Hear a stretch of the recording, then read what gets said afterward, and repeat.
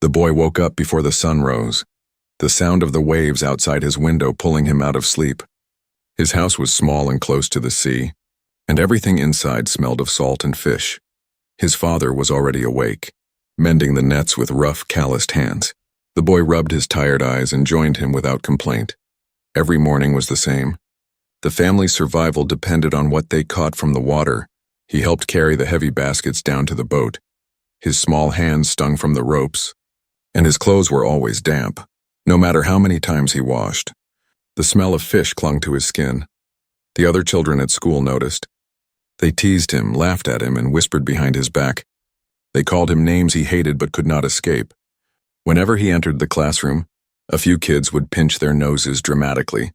Pretending the smell was too much, he kept his head down and pretended not to care. But inside, his chest burned with shame. School was not a place of comfort for him. He sat alone, far from the laughter of others. His notebooks were filled not with friends' doodles or jokes, but with quiet sketches of musical notes. He didn't talk much, not because he didn't want to, but because he knew if he opened his mouth, someone would make fun of him. So he stayed silent, waiting for the day to end, waiting for the time when he could return to the one thing that gave him joy. There was an old community hall near the docks. It had long been forgotten by most people. The windows were cracked, the walls were peeling, and dust covered the floor, but inside stood something magical to him. A piano. It was broken in places, some keys stuck, and others gave off strange sounds, yet to the boy, it was the most beautiful thing in the world. After helping his father and finishing school, he would sneak into the hall when no one was watching. He would sit on the old wooden bench, close his eyes, and press the keys carefully. At first, the sounds he made were clumsy, harsh and without rhythm, but every evening he practiced. His ears learned to catch the right notes, his fingers grew faster, and slowly, the music began to flow. The smell of fish was still on him, but here it didn't matter. No one laughed, no one whispered. Only the echoes of the piano filled the empty hall. For the first time in his life, he felt free. The music washed away the teasing, the stares, the loneliness. It gave him a voice he didn't have in the classroom. Still, the outside world was cruel. Walking home, some children from school saw him leaving the hall. They shouted at him, saying even the piano would stink because of him. He clenched his fists but said nothing. He had learned silence was his shield. His father noticed his quiet sadness that evening. The man did not say much either, but as they ate their simple meal of rice and fish, he patted the boy's shoulder once.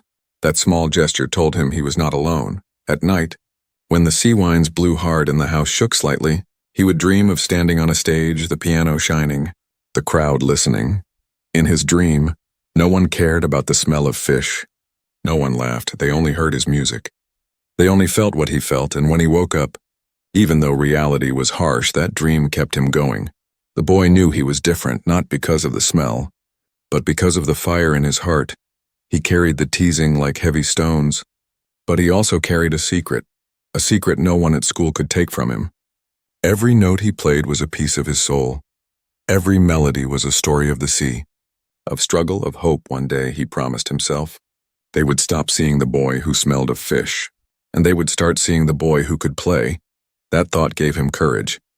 That thought made him wake up every morning, face the same cruel jokes, and keep walking forward because deep down, he knew he had something greater than their words.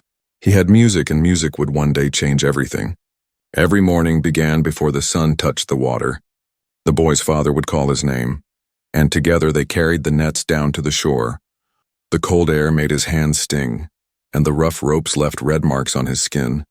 He was only a child, but he worked like a man, pulling the nets, carrying baskets, and helping his father sort the fish. By the time he left for school, his clothes were already damp, his hair smelled of salt, and his hands carried the scent of the sea.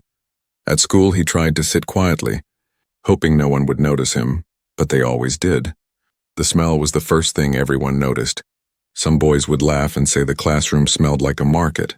Some girls would cover their noses and whisper cruel words. He sat at the back, his head low, pretending to read his book. The teachers did not scold the other children for teasing him. They just looked away, as if the boy's shame was not their concern. That made him feel even smaller. He longed to be invisible, yet he also longed to be seen for who he really was. Inside him there was a fire, a love for music that he could not explain. He could not afford lessons, he had never touched a new instrument. Yet every note he heard from a radio or passing shop would stay in his mind. He would hum the songs quietly while cleaning the nets. His father never asked why, but sometimes smiled when he heard the boy sing under his breath. When school ended, most children ran to play, but he walked quickly toward the old community hall. It was falling apart, its roof leaking, its windows cracked, but to him it was a palace. Inside sat the broken piano, its keys yellowed, its wood scratched. Still it called to him. He would sit down carefully, press one key, then another. He listened, tried again, and little by little he learned. The sound of wrong notes didn't scare him. Instead, it made him more determined. He played until the light faded, and only when the darkness grew heavy did he finally walk home. Some nights he stayed longer, his fingers stiff from practice, his stomach empty because he missed dinner, his body tired from fishing, but his heart awake with music. He would close his eyes and imagine the piano alive, its broken voice turning into something whole through his touch. In those moments, he forgot the laughter, the smell, and the loneliness. There was only him and the sound one evening. As he played a simple melody, he made himself. He didn't know someone was listening. The janitor of the hall, an old man with gray hair, had been sweeping in another room. He stopped, leaning on his broom, listening to the boy's hands dance across the keys. The music wasn't perfect, but it was full of feeling. The janitor's eyes widened. He had never seen the boy with friends, had only seen him slip inside quietly. Now he realized the child carried something rare. "You play well," the old man said when the boy finally stood up to leave. The boy jumped, surprised and shy. He looked at the floor, unsure how to answer. "Don't be afraid," the man added. "You have something inside you. Don't hide it." The boy felt warmth in his chest. Someone had noticed. Someone saw more than the smell for the first time. He felt that maybe he was not completely invisible. But the next day at school, the teasing returned stronger. One boy shouted, "Did the fish boy play piano with his stinky fingers?" The class laughed. His cheeks burned, and he wished the floor would open up and swallow him. Yet inside, he clung to the janitor's words. He told himself that music mattered more than their cruelty. Still, it hurt. Each laugh felt like a stone thrown at his heart. At home, after another long day at sea, he sat by the water, listening to the waves. He thought about giving up, about never touching the piano again. Maybe the others were right. Maybe a poor fisherman's son had no place with music. But then he remembered the feeling he had when he played, the way the notes made him feel free. He couldn't let go of that. He whispered to himself, "One day, they will hear me." His father, though tired and silent, sometimes watched him humming while fixing nets. The man didn't understand the boy's hunger for music, but he understood the look in his eyes. It was the same look he had when facing the sea, a mix of fear and courage, so he said nothing, only gave the boy small nods of quiet support. That was enough. The boy's life was heavy with struggles. His clothes smelled. His stomach was often empty. His hands were rough. Yet inside there was a melody waiting to be heard. Each insult at school pushed him down, but each note on the piano lifted him back up. The world saw a poor child from the docks, but the boy knew he was more. He carried his secret like a flame, protecting it against the cold winds of the world. He didn't know when and he didn't know how, but deep inside, he believed the day would come when his music would speak louder than their laughter. And until that day, he would keep playing in the broken hall night after night. While the sea sang outside and his dreams grew stronger, one evening, the boy slipped into the old community hall as usual. The sun was setting, painting the sea in red and gold. The hall was almost empty. Only the sound of his footsteps echoed across the broken floor. He sat at the piano, touched the keys, and began to play. His fingers trembled at first, then moved with more courage. The melody was not from a book, not from a teacher, but from his own heart. It was the song of the sea, the waves, and the loneliness he carried inside. He thought no one was listening. He thought he was alone, as always, but in the corner of the hall, the old janitor stood quietly, broom in hand. His eyes softened as the music filled the dusty air. This was not the clumsy banging of a child. This was something more. Every note carried feeling. Every pause spoke louder than words. When the boy finished, he sighed, ready to leave before darkness covered the streets. "Wait," the old man called softly. The boy froze, turning his head. His cheeks flushed. He didn't like being seen. He expected laughter or scolding. Instead, The janitor walked closer and smiled. "You play well," he said. "Better than anyone expects from a boy your age." The boy shook his head. "No, it is just noise," he whispered. The man placed a hand on the piano. "Noise does not make my heart feel this way," he replied. For the first time, the boy felt noticed. Someone was not mocking him, not covering their nose, not calling him fish boy, but listening. The janitor asked, "Wait, where did you learn?" The boy explained in shy words. He had no teacher, no lessons, only a broken radio and the piano itself. The man's eyes widened. "So you taught yourself?" The boy nodded, staring at the floor. The janitor's voice was gentle. "Then you are special. Do not hide this gift." Those words echoed inside him for days. At school, when laughter followed him, he remembered the janitor's smile. When he carried heavy baskets for his father, he repeated those words to himself. "Do not hide this gift." He began to see the piano not just as an escape, but as a part of who he was. He spent more hours in the hall, pressing the keys again and again. His fingers grew faster, his ears sharper. He learned how to cover the broken notes with new ones, turning flaws into beauty. One afternoon, as he practiced, the door creaked open again. This time it was not the janitor, but an old music teacher who had once worked at the school. She had come to visit the hall, curious after hearing whispers from the janitor. She stood quietly by the doorway. Her eyes widened as the boy played. His small body swayed with the rhythm, his face serious, his hands moving with surprising grace. When he finished, the teacher clapped slowly. The boy startled, spinning around. "You have talent," she said firmly. The boy blinked, unsure if he should answer. "But I have no lessons," he whispered. She stepped closer, her eyes soft. "Sometimes the best music comes from those who play with heart. Not training." She asked him to play again. And he did. This time he played louder, stronger. The sound carried through the hall like a tide rushing to shore. The teacher's lips curled into a smile. "One day you must play for more people, not just empty walls." The boy's heart raced. Could it be true? Could he really stand before others and play? He imagined it. But the thought of classmates laughing froze his courage. Yet the encouragement of two adults, the janitor and now the teacher, felt like light shining into his dark world. For the first time, he believed maybe he had something worth showing. The teacher told him stories of great musicians who also came from poor families. Some had no shoes, some had no books, but they had music. "You are like them," she said. The boy's eyes watered. He didn't know if he could believe it, but he wanted to. She promised to bring him old sheet music, worn and faded so he could learn more. He thanked her in a whisper, afraid his voice would break. From that day, the boy practiced with even greater fire. He studied the old sheets, though he could barely read them. He listened carefully, memorizing patterns. He let the sea inspire him. The cries of gulls, the hum of the boat engine, the rhythm of his father's oars. Everything became music. His classmates still laughed, but he carried a secret armor now, his hidden gift.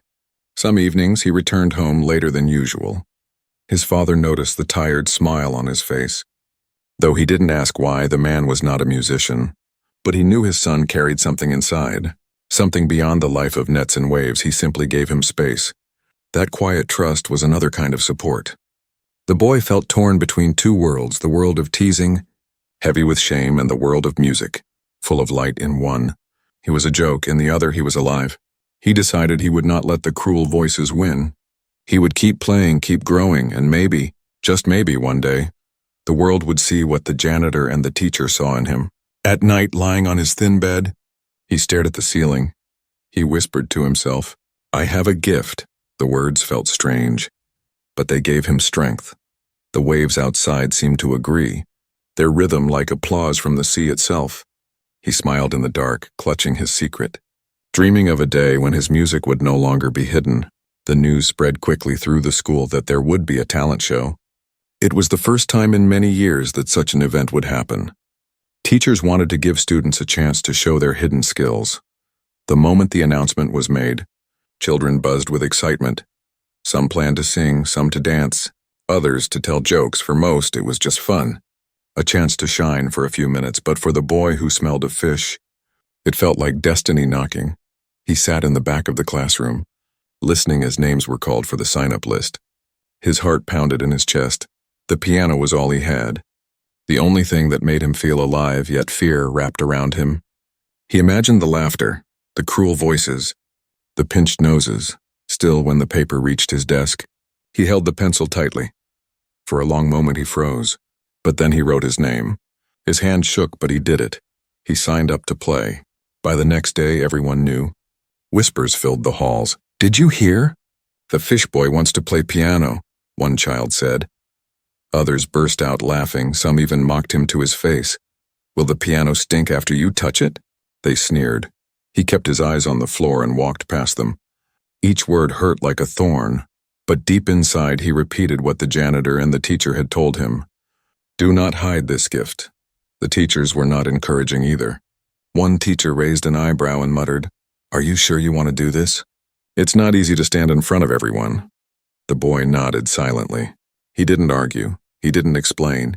He just knew he had to try. The piano in the community hall had taught him courage, and now was the time to prove it. At home, he thought carefully about what to play. He wanted something powerful, something that could make people feel what he felt. He remembered the sound of the sea, the cries of seagulls, the rhythm of the waves against the boat. He shaped all of it into a melody of his own. He practiced night after night, fingers dancing across the keys. His stomach sometimes growled with hunger.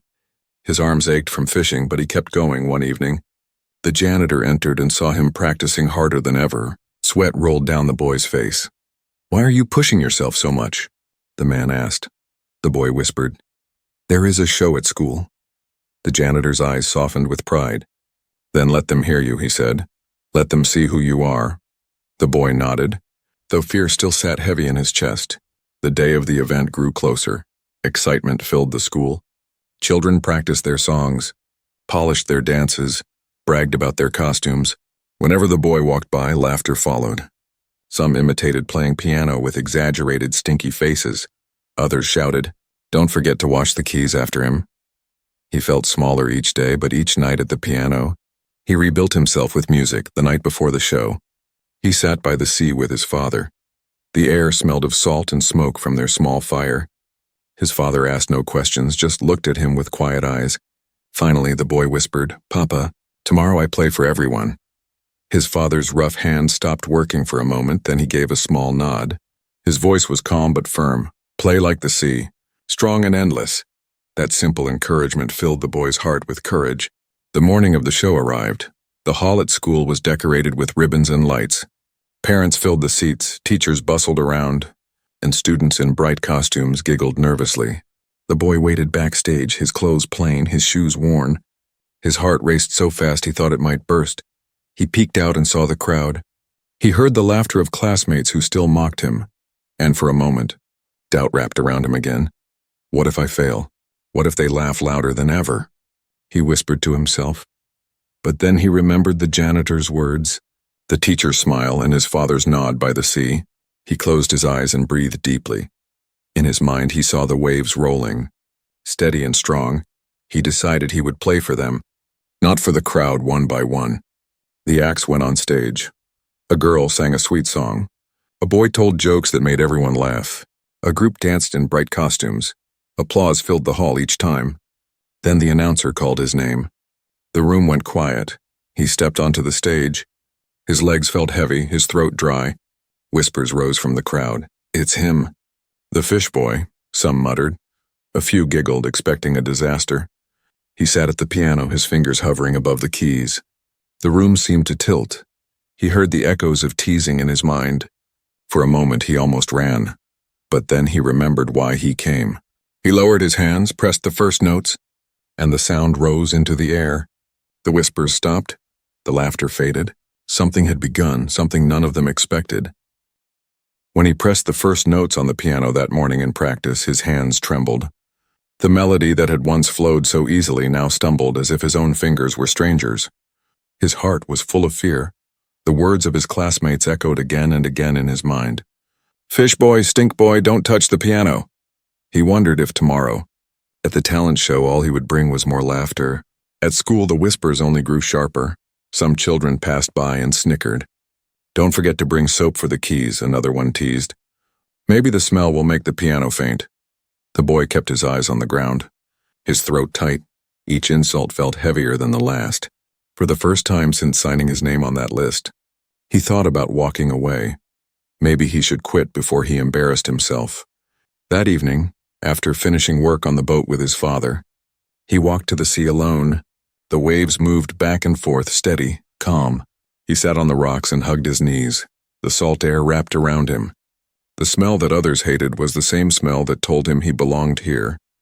He thought about giving up, but the thought cut through him like a knife. If he gave up, what would he have left? Just the teasing, just the loneliness, just the silence.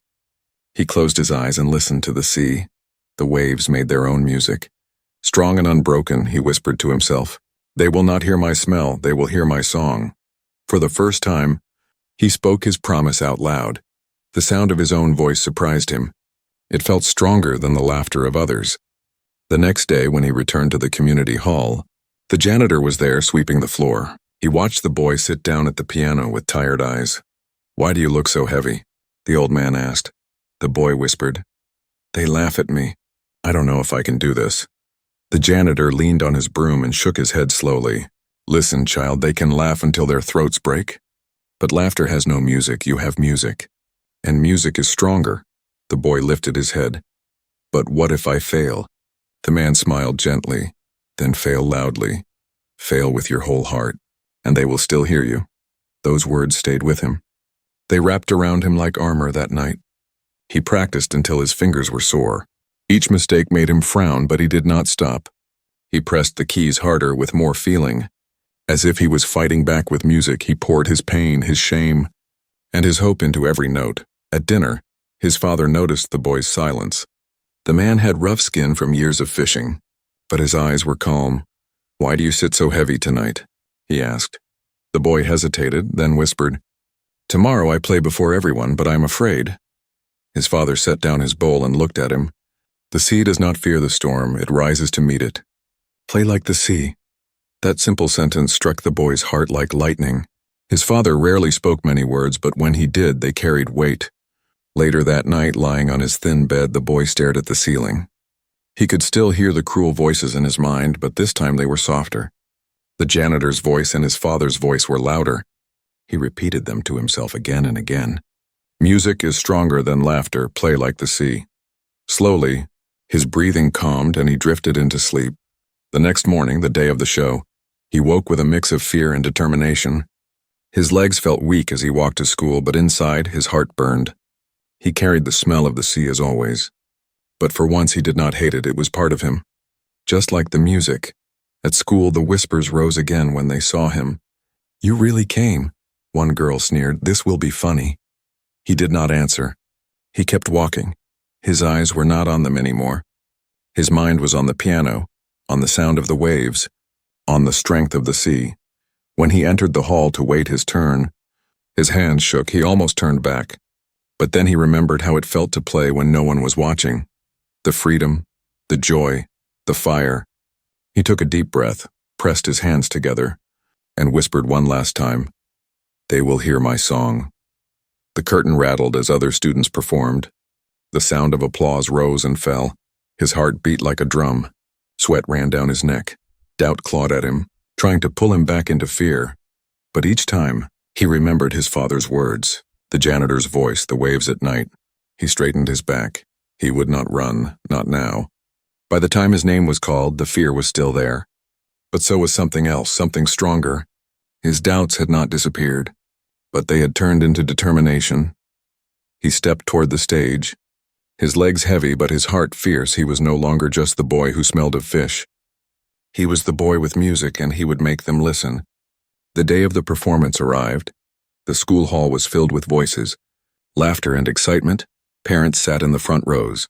Teachers moved about nervously, and students in costumes hurried back and forth. The stage was decorated with colorful curtains and bright lights. It looked magical, but to the boy who smelled of fish, it felt like walking into a storm. His heart pounded like drums in his chest. His hands were damp with sweat backstage. He waited with the other performers. A girl in a shiny dress sang scales to warm up her voice. A boy in a suit practiced his jokes. A group of friends whispered and giggled while preparing for their dance. They all seemed so confident, so ready. The boy sat alone on a wooden chair. His clothes plain, his shoes worn. He felt small and out of place. A few students passed by and whispered cruelly, "He really came," one said. "This will be funny." Another laughed. "Let's see if the piano survives the smell." Their words cut him, but he pressed his lips together and stayed silent. From behind the curtain, he peeked at the audience. The room looked endless, rows and rows of eyes, faces waiting. He saw classmates who always mocked him, teachers who doubted him, strangers who knew nothing about him. His chest tightened. His legs felt like stone. He thought for a moment he could not do this. He thought about running, slipping out the back door, never returning. But then in his mind, he heard his father's voice. "Play like the sea." He remembered the janitor's words. Music is stronger than laughter. He closed his eyes, breathed deeply, and imagined the waves. Steady and strong, they had never stopped. And neither would he whispered to himself. "I will not hide." The show began. The first act was a group of dancers. Their costumes sparkled under the lights, and the crowd clapped loudly. Then a boy told jokes, making the audience laugh so hard the hall shook. A girl with a sweet voice sang a love song, and everyone applauded. The performances were bright, fun, and filled with energy. Each time the applause rose, the boy's fear grew. He wondered if his music could stand beside them. Finally, his name was called. The announcer's voice echoed, and the curtain opened just enough for him to step through. For a moment, he froze. The light was blinding. The audience stretched out before him like a sea of faces, some already whispering, some already smirking. He walked slowly toward the piano. His feet felt heavy, his heart thundered. He sat down on the wooden bench. His fingers hovered above the keys. The whispers grew louder. Someone laughed. Someone pretended to pinch their nose. He swallowed hard, his vision blurred with fear. He almost lifted his hands away, ready to run. But then he remembered the nights in the empty hall, the way music carried him away.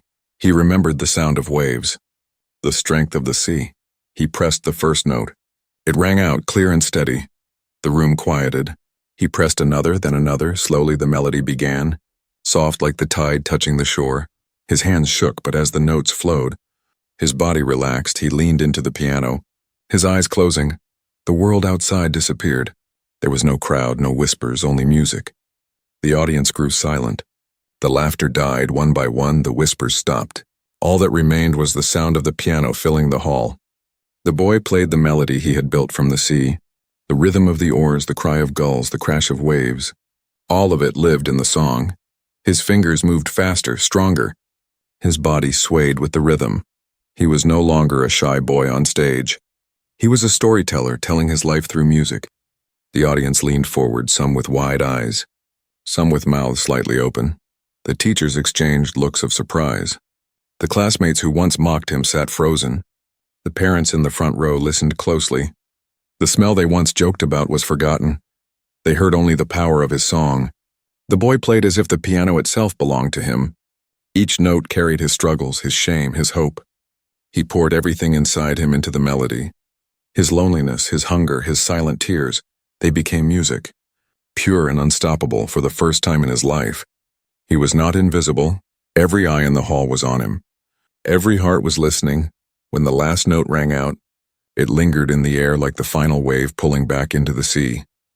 He lifted his hands slowly, his chest rising and falling, his eyes opened.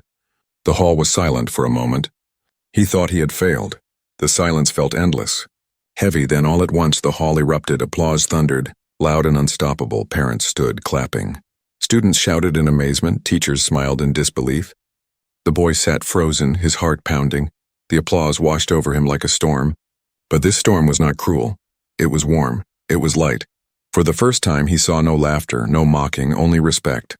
In that moment, the boy who smelled of fish was gone. On stage sat the boy with music. The boy whose song silenced cruelty. The sound of applause shook the hall. But for a moment, the boy could not believe it was real. He sat frozen on the wooden bench, his fingers still hovering above the keys, his heart hammered in his chest. He had expected laughter, cruel jokes, maybe even silence, but this was thunder. The clapping grew louder, rising like waves crashing against rocks. People stood from their seats, parents cheered, teachers smiled, and even the children who once mocked him looked stunned. The boy blinked, his eyes wide. He could see mouths open in shock, jaws literally dropping. Some students who had laughed at him the loudest were now leaning forward with awe. Their eyes followed his every move. Their teasing had vanished like smoke in the wind for the first time. They saw not a poor boy who smelled of fish, but someone extraordinary. He rose slowly from the bench, his knees felt weak. The lights above the stage were warm on his face. He glanced at the crowd, expecting at least one smirk or whisper. But there were none. Every face was turned toward him. Serious and amazed, he felt taller in that moment. Not because he had grown, but because the weight of shame had finally lifted. In the front row, a teacher who had once doubted him now clapped the hardest. Her eyes glistened as though she were about to cry. Another teacher leaned toward her and whispered, "Where did he learn this? How is this possible?" The boy's classmates sat frozen, no one daring to joke. A girl who had once covered her nose when he passed now stared with shining eyes. It was as if they were seeing him for the very first time. The boy bowed his head slightly. He had never bowed before. Never had a reason to, but it felt right. The applause swelled again, filling the hall. He stepped back from the piano and stood still. His hands trembled. Not from fear, but from the release of everything he had carried. For so long he had hidden in shadows. But now the light was on him and it felt warm. Whispers spread through the audience, not of mockery, but of wonder. "That boy, he played like a master," one parent said. Another murmured, "He is gifted, truly gifted." A man in the back shook his head, saying, "He doesn't even need words. His music speaks for him." These whispers were different. They were not daggers to his heart, but wings lifting him higher. Backstage, other performers peeked out, their eyes wide. Some felt nervous now, knowing they had to follow an act so powerful. One boy who was about to perform a comedy sketch whispered to his friend, "How do I go out after that?" Even the performers recognized what had just happened. The boy had set a new bar, one no one expected. The janitor, standing quietly at the side of the hall, clapped with a proud smile. His old eyes shone with tears. He had always believed in the boy's gift. Now everyone else could see it too. The music teacher who had once encouraged him sat in the corner, nodding slowly. She looked around at the stunned faces and whispered to herself, "Now they know, now they understand." The boy stood still on the stage. Almost afraid to move, he didn't know how to handle so many eyes filled with respect. For years, those same eyes had looked at him with disgust, with cruelty. Now they looked at him as if he were someone precious, someone rare.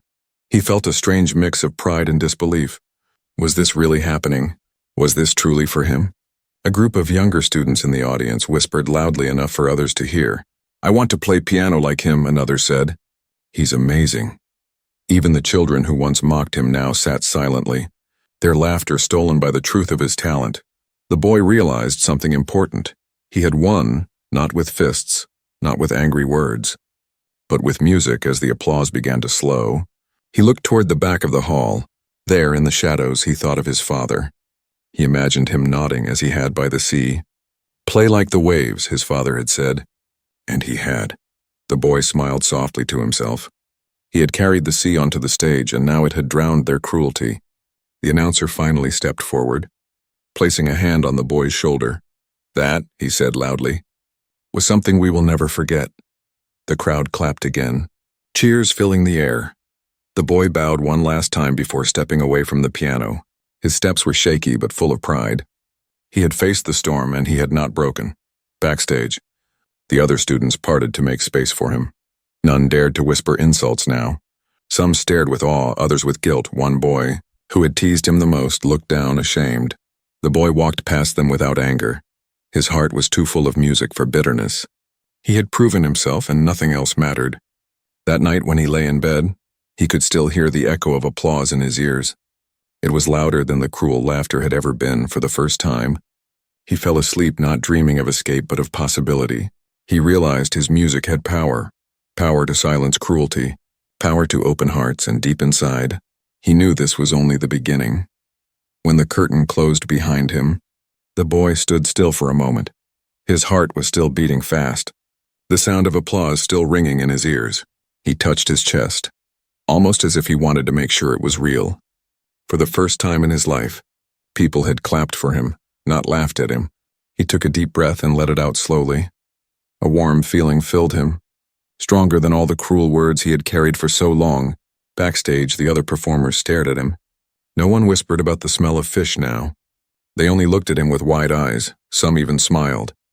A boy who had teased him many times lowered his gaze. Ashamed, a girl whispered softly, "You were amazing." He didn't know what to say, so he just nodded and walked past them. His feet felt lighter than ever before. When he returned home that evening, the sea greeted him with its endless rhythm. His father was waiting by the small fire outside their house. The man looked up as his son approached. The boy's face glowed, not from the stage lights but from pride. He sat beside his father, silent for a while. Finally, he whispered, "They listened, Papa. They really listened." His father nodded slowly, his rough hands resting on his knees. "I knew they would," he said simply. Those words meant more to the boy than all the applause in the hall. The next day at school was different. The children who once laughed at him now treated him with respect. Some asked him how he learned. Others asked if he could teach them. He was surprised to hear please and thank you from the same mouths that once called him Fish Boy. The teachers looked at him with new eyes too. The one who doubted him placed a hand on his shoulder and said, "You made us proud." He felt shy but happy. The music teacher who had encouraged him earlier visited him again. She brought him more old sheet music, worn and yellowed. "Now you must keep going," she said firmly. "You have a gift. And gifts must be shared." He listened carefully. Nodding, he knew she was right. The piano was no longer just a secret escape.